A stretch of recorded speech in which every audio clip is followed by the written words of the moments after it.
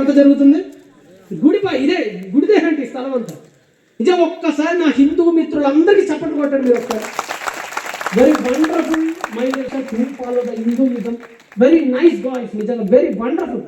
నిజంగా మనందరం ఇలానే కలిసిమెలిసి ఉండాలి. క్రైస్తవులకు కూడా ఒక వినతి చేస్తున్నాను నేను.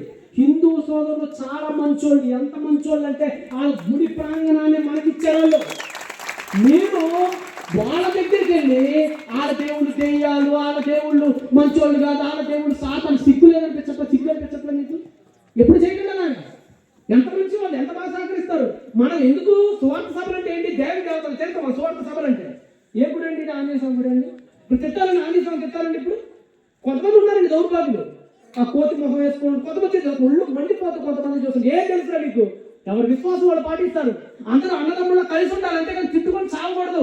మనం వెళ్ళామంటే ఈ రోజు మనకు అవకాశం ఇచ్చారంటే మనం ఏ దేవి దేవతలు ఎప్పుడు తిక్క నా నోటితో నేను ఇంతవరకు సేవకు వచ్చిన మొదలుకొని ఏ దేవి దేవతలను దూషించింది లేదు.